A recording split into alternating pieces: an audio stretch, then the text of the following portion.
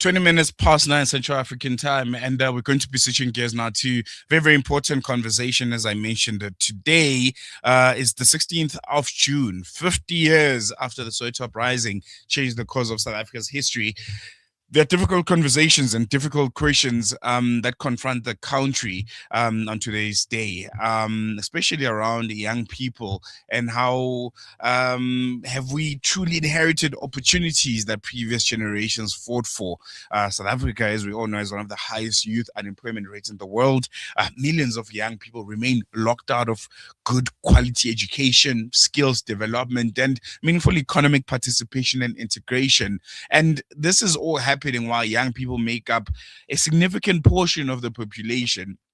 And many interesting conversations have been happening. And I think one that really stood out for me is how many argue that, young people remaining underrepresented in decision-making spaces and excluded from shaping policies that directly affect their futures could be because of those that were on the streets in 1976.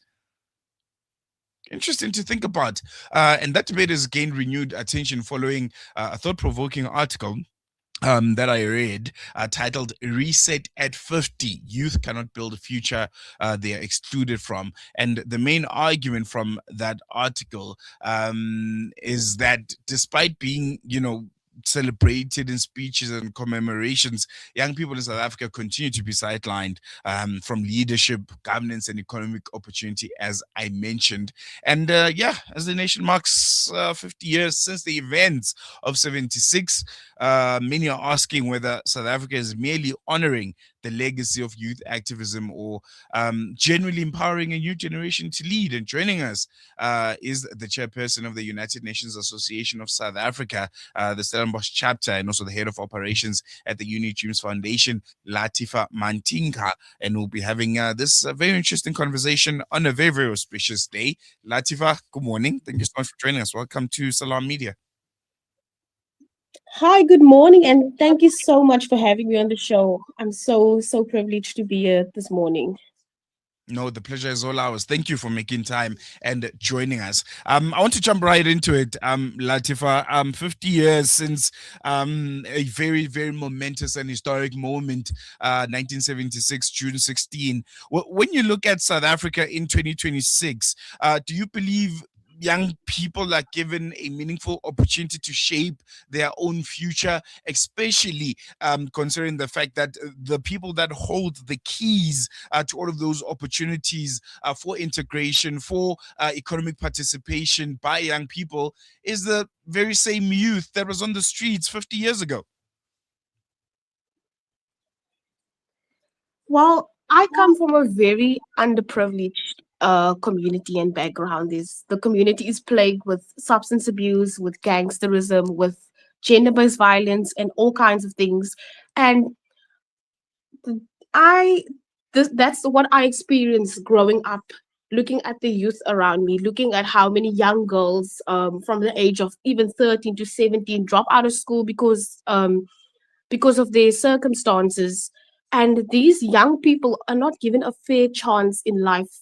The education system is setting them up for failure because they are going to school that are under resourced. There's not enough teachers. There's not enough. There's always a shortage. As I mentioned in my article, South Africa is never. We are not short of problems. There's too many of them, and especially for the youth. And the question that you just posed to me, I think it's an important one, especially on a day like this, reflecting 50 years since 1976. And if I'm being honest, I do think a lot of young people in South Africa are still not giving meaningful and consistent opportunities to shape their own future. And we often celebrate speeches. We often give young people the platform. We say Youth Month is yours. We invite them to be, on a panel.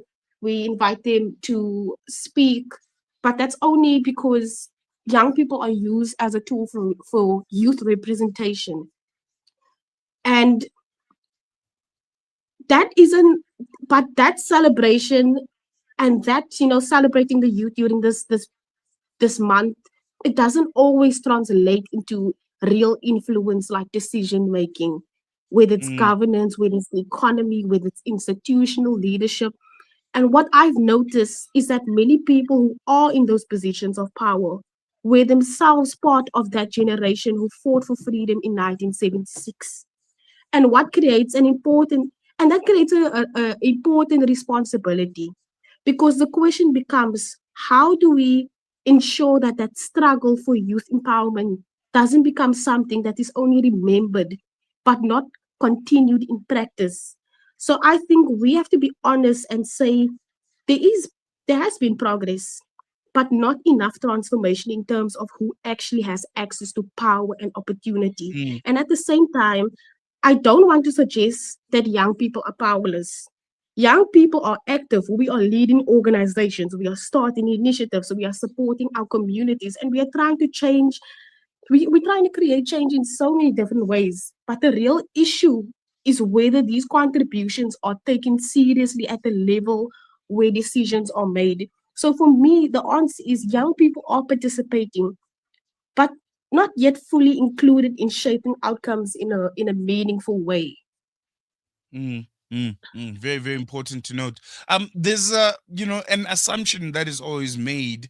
The fact that young people are disengaged, young people are not interested in discourse that can change the country's trajectory, and can have them become more included in some of these decision making tables. What do you think? There's that narrative that young people are just merely not interested. We don't want to discuss politics. We don't want to be in these forums that are ultimately going to be taking decisions about our lives. And is this narrative true, or is this one of the ways that is being used to almost justify the fact that you don't have young people in these tables at the center of discourse and conversation?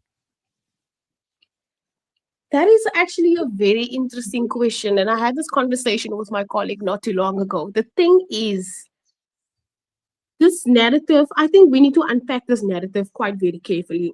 I don't actually agree that young people are simply, disengaged or uninterested in the issues that affect our country and essentially affect our lives. What I do see is that young people are very engaged, but in different ways through to the traditional structures. Some are active in community work, some are involved in activism, student leadership, entrepreneurship, digital spaces, and social movements.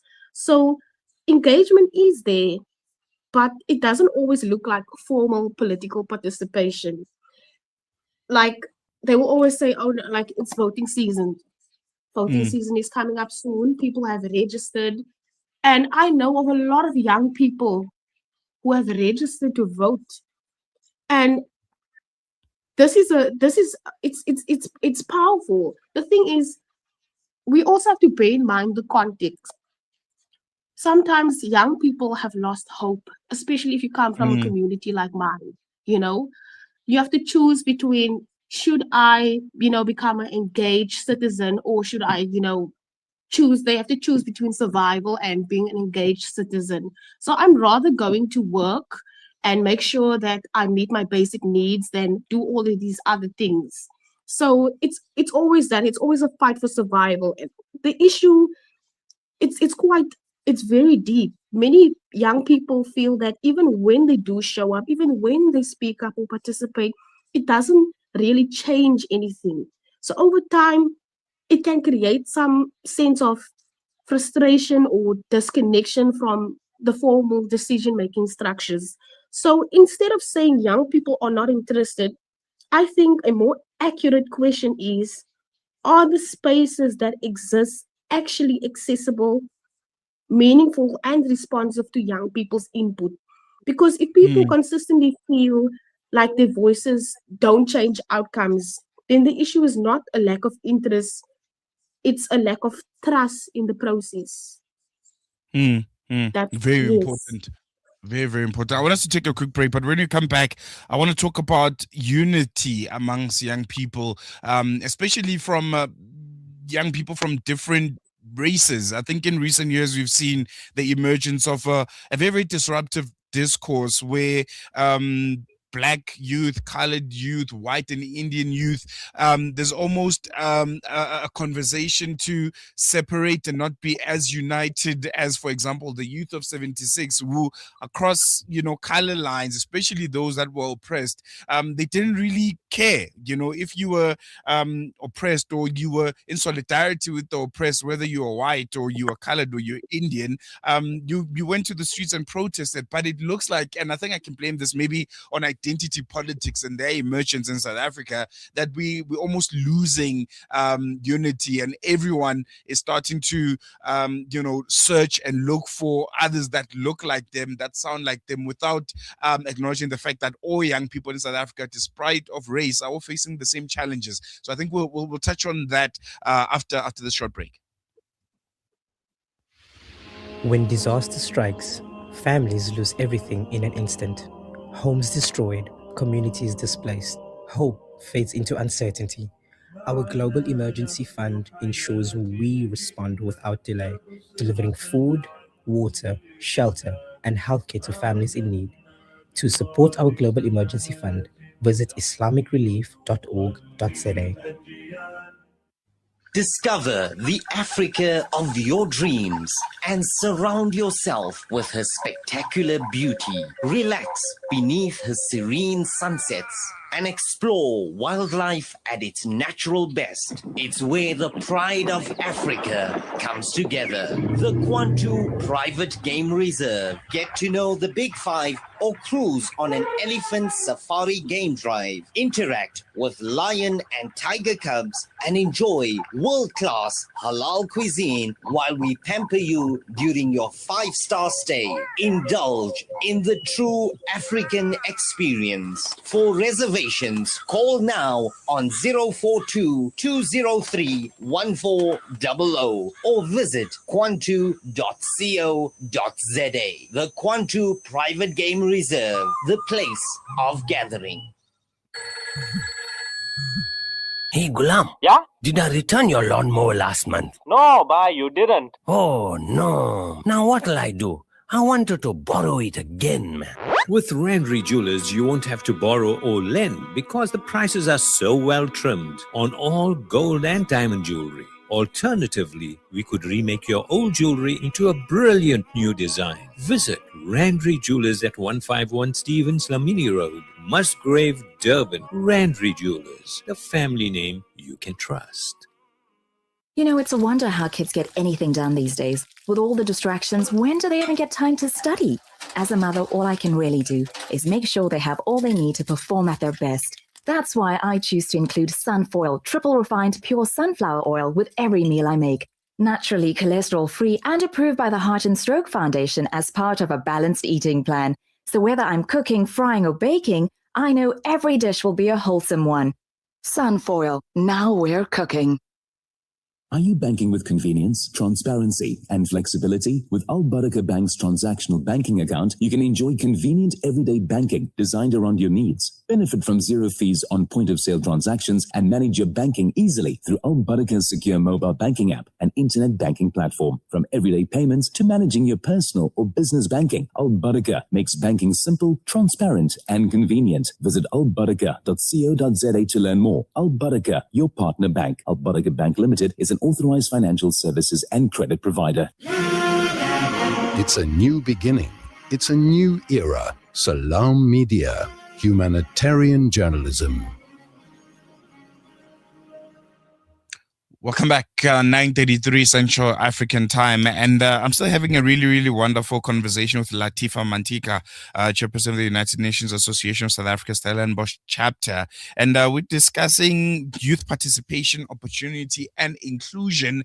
50 years on since the momentous June 16, 1976, the day that changed the trajectory of South Africa's history forever, led by young people. And Lateefah, before we went on to that short break, I wanted to touch on, I think, what is becoming a very, very troublesome reality, especially amongst the young South Africans. you always hear from those that were alive in the 60s and the 70s when they'll talk about unity, especially for the oppressed people of South Africa, whether colored, black, Indian. There was a sense of unity, there was a sense of togetherness and knowing and understanding that the realities that we are facing are all similar, even though they can be dressed differently. It almost feels like it's an inverse now. Identity politics seem to have being the order of the day. Black people, black youth advocating for black youth and black youth issues, colored youth seemingly the same. There's no sense of togetherness and of unity amongst young people of all races and of all demographics. Why do you think this is the case? Why are we not united as previous generations of young people, particularly the 76 youth? I think when we approach this question, I think it's very important to bear in mind the context. Context matters in this case, right? Because the reality of someone living in a very underprivileged community is very different from someone who's living in the suburbs. And therefore, the way I'm talking now about contemporary South Africa, I think we also need to be careful not to romanticize the the past too much. That is the case that sometimes the mistake that we make, we romanticize 1976 too much or simplify the present. In 1976, there was a very clear shared system of oppression under apartheid, and that created a very defined collective struggle and unity. It came from shared experiences of injustice. So the context itself pushed people into a very clear us versus the system reality. And if you look at South Africa today, the situation it's a lot different. We're no longer living under the apartheid law, but we are still living with its deep structural consequences like inequality, unemployment, spatial division, and unequal access to opportunity. So young people are still facing struggles, but those struggles they are experienced differently depending on where you are, your background, and your circumstances. So that makes things a little bit more complex. And some people call it identity politics. And in many cases, young people are still trying to make sense of their lived realities and naming experiences that are still very real in post apartheid South Africa. But at the same time, I do think there is a risk that when conversations stay only within identity groups, we lose sight of bigger shared challenges that affect most young South Africans, like unemployment and equal access to education or even economic exclusion. So I don't think it's accurate to say young people are simply less united today. I think unity now requires more intention. We need to be intentional about how we approach unity. It doesn't it doesn't automatically happen through a single shared political struggle like 1976. It has to be actively built across different experiences and backgrounds. That's why I'm saying we need to be intentional about it. I actually think a lot of young people do have a lot in common nowadays, but we need spaces where those shared struggles are highlighted without erasing people's different lived realities. So for me, the question is less why are we not united anymore, but more so how do we build a form of solidarity today that reflects the reality we live in now, not the reality of 50 years ago. Mm, Very important. I wanna touch on the challenges that young people are facing now.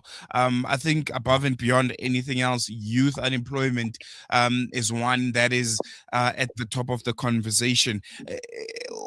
What do young people do about it? If we're all at home, some have got their qualifications as they were told they are to, and there's just no work for them. What do young people do as a collective, keeping in mind that there are no almost organized structures for young people to be a part of together, and to try and make that meaningful action. Is that maybe the start to organize as young people, or as you mentioned, is that also a bit difficult considering the socio-economic issues that young people continue to face in less privileged communities?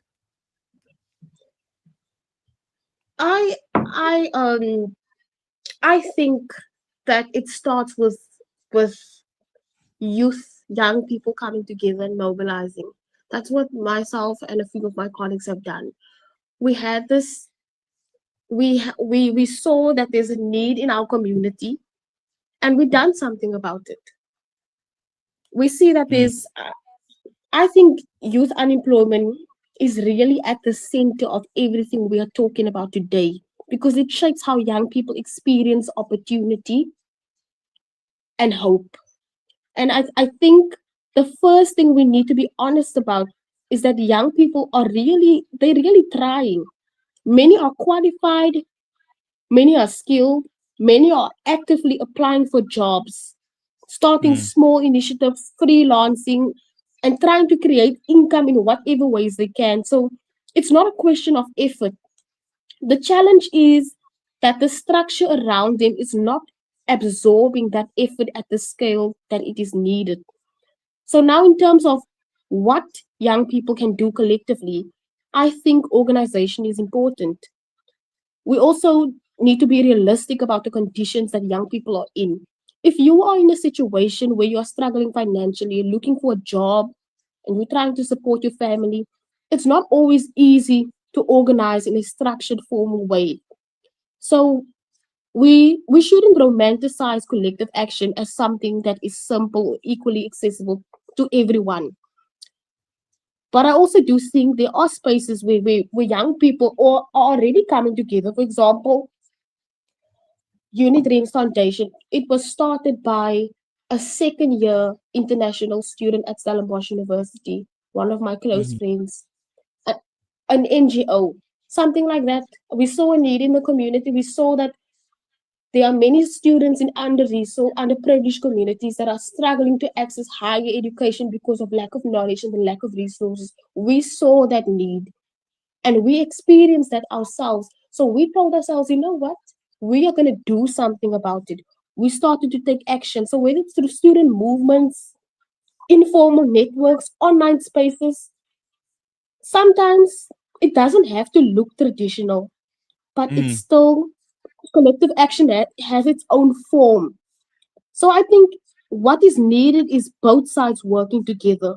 Young people continuing to collaborate where possible, but also we need to bear in mind that institutions and the government and the private sector also has a responsibility towards us in creating real pathways that connect young people to opportunities in a very meaningful way. Because we can't expect young people to solve unemployment alone. This is a mm, structural issue, so it requires structural responses. So for me, the starting point is not blaming young people for being unorganized. It's asking how can we make it easier and more realistic for young people to organize, participate, and access opportunity in the first place. mm, mm. Very important. Lastly, before I let you go, what should be of imperative for young people as we commemorate the 50th anniversary of June 16, 1976 at this point? What is something that we all need to be keeping in mind, the overarching message that should be the key takeaway going forward?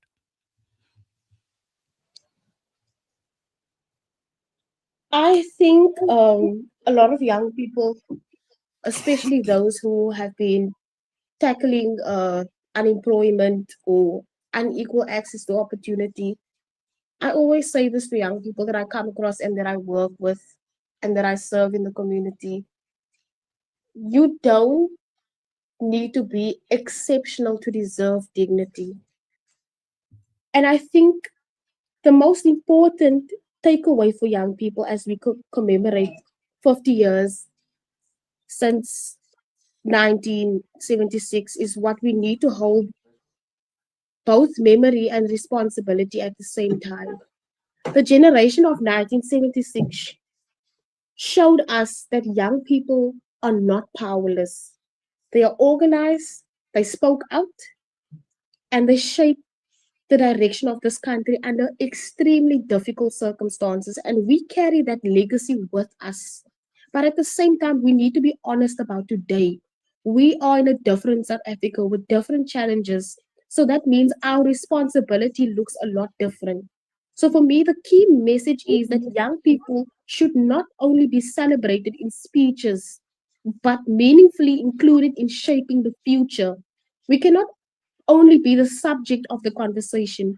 We need to be part of the decision making. Young people also need to continue organizing and collaborating and supporting one another in whatever spaces they have access to, whether it's education, whether it's community work or advocacy.